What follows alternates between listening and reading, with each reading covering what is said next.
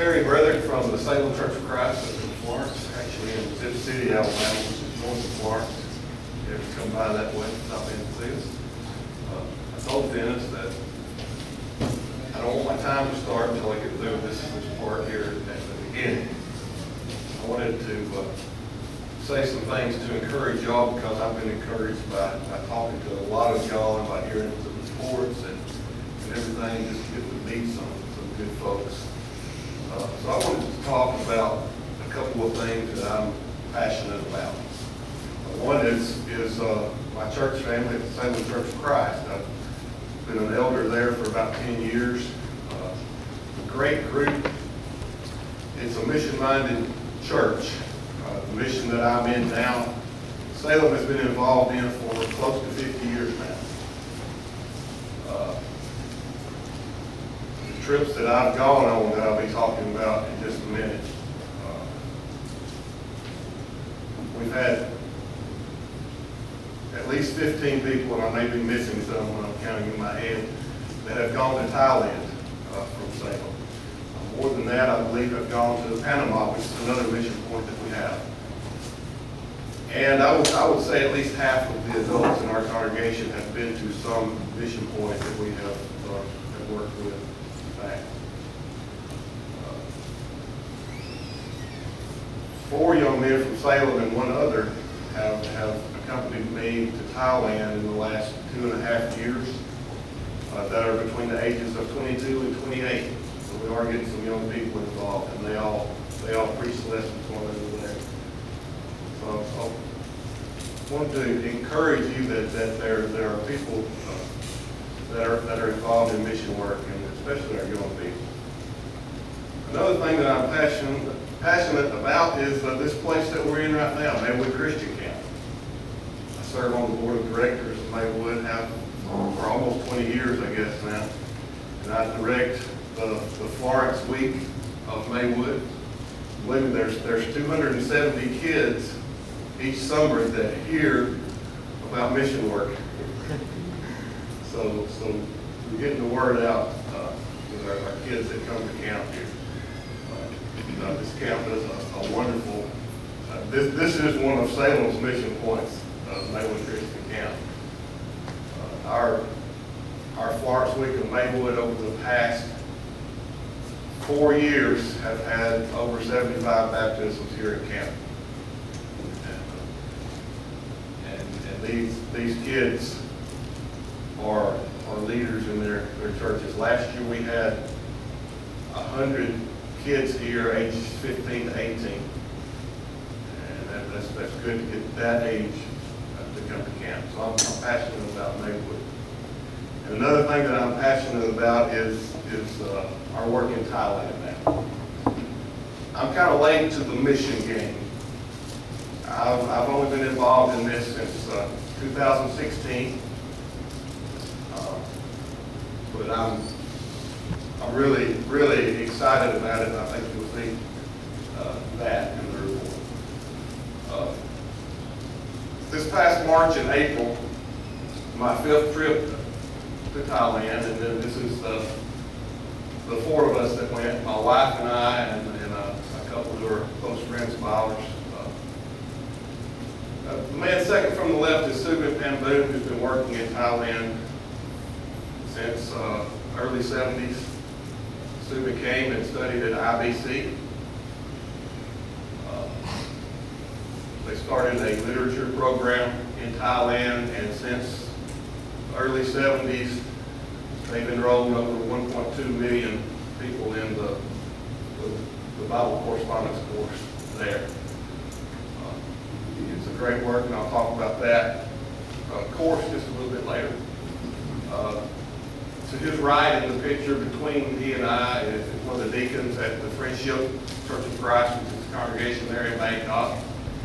And the 2 young-looking men on either end, for the first 2 years that I went, I thought they were about the ages of my kids in their early 20s maybe, but they're both about 40 years old. And those 2 are leaders in the church. They do a lot of everything, and they also work in the literature program. there at Friendship. This is a picture, on the left of the picture is Stephen Tamboon back in the 70s, and his two boys that are in the front there.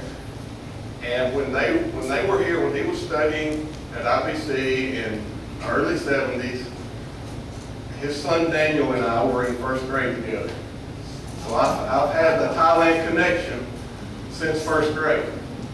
I just had no idea that I would be working so closely with it now that I'm in my 50s.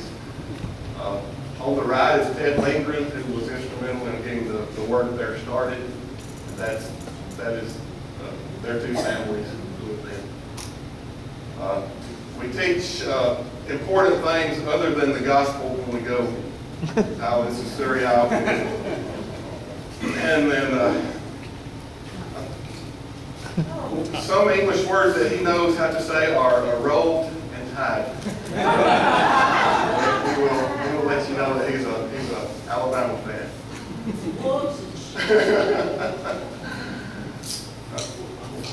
On this trip, it was my first time to be outside of Bangkok when I've been to Thailand, and we got to go several places. This is Michael Mayo interpreting for me. Michael is a missionary that's been in Chiang Mai in Thailand, which is the north part of the country. Been there for about 13 years. He speaks Thai very well, although he would tell you, just like most people that have only studied it for about 13 years, he's still got a lot to learn. It's a very difficult language. The four of us that went this time and several others from our congregation are going to be starting lessons, weekly lessons, in the next couple of weeks now. And hopefully we can learn some, and maybe one of these days won't have to use an interpreter when I go. One of the things we got to do this year that we haven't done before is a youth camp, which is very special to me. I'm involved here at Maywood. We had 160 at our youth camp in Chiang Mai. Probably half or more of those were adults, but we did have a lot of kids. Kids really enjoyed their activities together. A lot of the young men presented lessons during the camp, and they were there to learn and to grow and to get to know one another, and they were from all over the country. So that was a great success that we had in our camp this year. There were 2 baptisms at camp, and I'll tell you about one of those guys just a little bit later. This is Sam Kamini. He is married to one of Ted Lindgren's daughters. Sam preaches in Callison, which is the northeast part of the country. If you take the church at Bangkok and Chiang Mai and Callison, it kind of makes a triangle of places that are about 12 hours driving distance apart. There's lots of congregations in between all of those, but Callison and Chiang Mai congregations decided to start the youth camp that we did this year. This was the first year in Chiang Mai. Next year will be in Callison, and they're going to alternate. But Sam and Michael were instrumental in getting that going. We were able, after our week of camp, we stayed in Chiang Mai for a few days. We were able to go to some villages around the area where some churches meet. This is a church that meets in a home here. Mark was preaching a lesson there. The couple in the door, on the left side of the door there, were visiting that night. Last week, Michael went back through that area. He goes about every 2 or 3 weeks through these areas. And that couple wanted to have a Bible study in their home. And when he got there, there were 8 other people there for the study. And so he studied with them, and they said, next time you come back, we'll have a lot of people. And Michael said he thinks that all the ones there that night will become Christians very soon. On our way to another small village, we stopped at this lady's house. She lives close to this next village, and she does have transportation so that she can make it to the village and back. Her husband passed away recently. We stopped by to visit her and her family there. The man behind her is a preacher that's going to be preaching full-time in that village area as soon as we get a house built for him. He has been trained to raise crops, raise animals, to help the villagers there. It's a very poor village, so that they need some things like that will help them to eat and to have some income as well. He's going to do that as well as preaching the gospel there. This is a village of 29 people, but there's a lot of folks around. 3 people in this village were Christians before our trip this spring. But we had 17 Christians that met with us at the village that night. It's a village of 29 people. We had worship service and we had over 60 there. So I thought that was pretty amazing. The little bridge here separates some houses on each side. And that's just part of that. We were actually headed to the river for a couple of baptisms right there. Also last week when Michael was going through the villages, 3 more men in that village were baptized. 3, including 1 young man at camp, were baptized while we were there. So there are 9 out of 27 in that village that are Christians now. And several more around the area, so that's a great nucleus for the church there. When we got back to Bangkok, we helped a little bit with their vacation Bible school for a week, and then we had a gospel meeting there. And Christians from all over the country come to the meeting there twice a year, in October and in April. This is from a couple of years ago.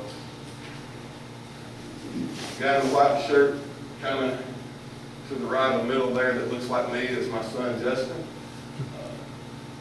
He has talked about and is thinking about living some in Thailand and doing some work there. So I appreciate your prayers on his behalf for making a decision there. This is Subin and Kim now. They are in their upper 70s.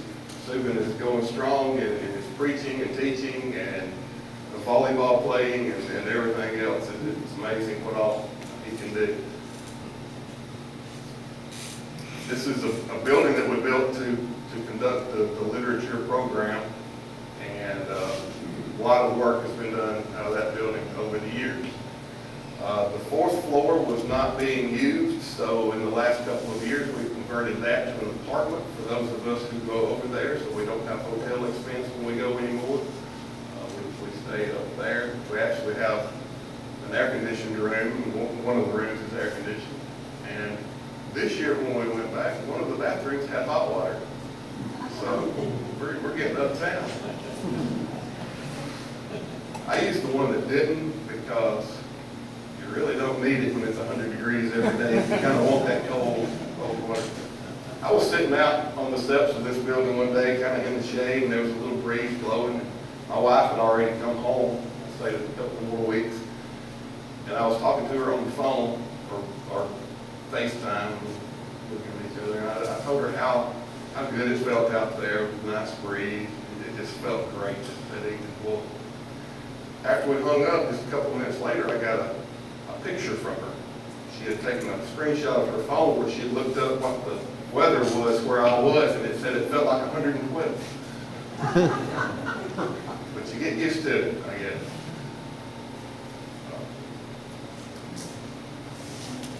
My plans have been being developed since I've been going for the last 2 years. I've been 5 times.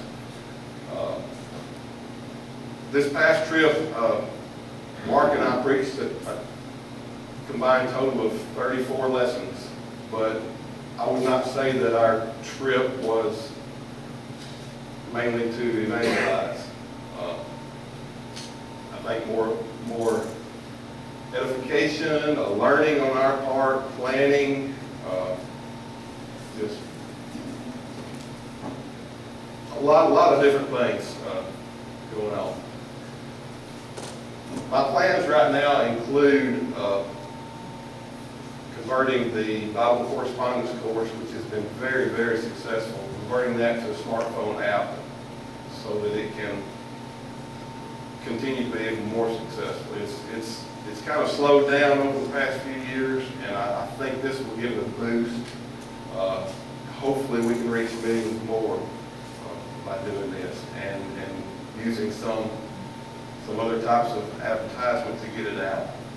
So we're looking to reach a lot more people through that. And another thing that is in my plans is to work on a better follow-up for our students who are taking the correspondence course. There are churches from the very southern tip of Thailand to every corner, and mostly small places, but they're scattered out throughout the country, and I think they're within reaching distance of everyone that we can reach with this course. So we want to make sure that they have a connection with a church close to them. And I think that through the years we've kind of lost some people by not having as good follow-up as we needed. So I want to try to get that developed. Another thing that I'm planning is to have some Bible schools in Thailand, probably in the 3 cities that I mentioned before. Stephen has had preacher training schools in the past, and this is one of them. And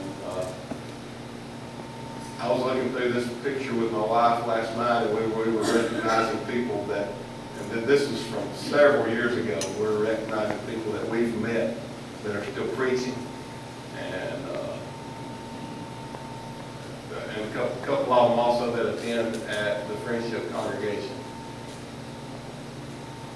And he's done a great job with those training schools. We want to expand that, offer more things, kind of have a variety of times. I guess his preacher training schools are very intensive, couple of years worth where they were there all the time. You can't get many guys nowadays to commit to that. So we want to have some shorter training, some weekend training, some 2 to 3 week training. So I'm still in the planning phase of that. I hope to have all my plans together, and beginning in July, August, and September of this year, I'll be presenting those plans to some congregations and trying to get some support to take care of some of those things. I think the support mainly will be needed for the schools that we'll do. These last slides, I always throw these in when I'm talking about Thailand. We went to the middle of Bangkok and went up on this building that has a rotating observation deck, and took a picture of to the north, to the east, to the south, to the west. And you can't see anything other than city, even on a very clear day, as far as you can see. And that just makes me think about how many souls there are there, and all over the world, really, that need to hear about Jesus Christ. And we want to do what we can to reach that entire city and the entire country of Thailand with the gospel. I appreciate y'all listening to me, and appreciate the encouragement that you've given me this week.